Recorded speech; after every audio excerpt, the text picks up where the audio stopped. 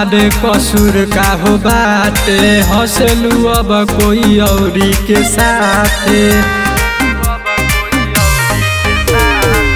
बोलो हमारे कसूर का हो बाटे, हंसलू अब कोई औरी के साथे। जितना तू तारा पावेलू तोर पल नइखी कोइला। हरे चैन से तू तो सोवेलू, हम रात रात भर रोइला। हरे चैन से तू तो सोवेलू, हम रात रात भर रोइला।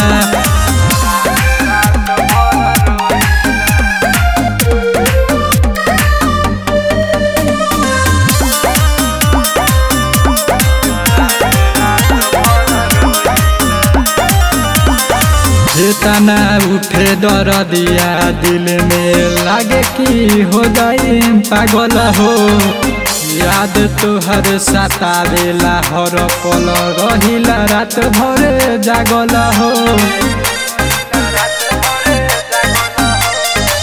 तना उठे दर्दिया दिल में, लागे कि हो जाए पागल हो। याद तोहर सतावेला हर पल, रहिला रात भर जागल हो। छीन लिहलू चैना बिछावाना, आंसू से धोइला। हरे चैन से तू तो सोवेलू, हम रात रात भर रोइला। हरे चैन से तू तो सोवेलू, हम रात रात भर रोइला।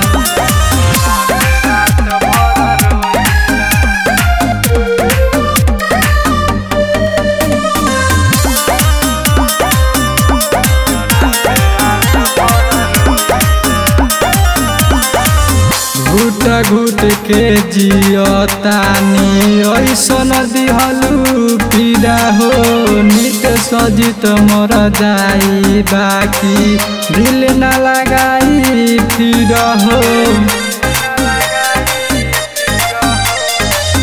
घुट घुट के जियतानी, ऐसन दिहलू पीड़ा हो। नित सजित मर जाई बाकी, दिल न लगाई फिर हो। बगिया देलू जारी, अब गम के बीज बोइला। हरे चैन से तू तो सोवेलू, हम रात रात भर रोइला।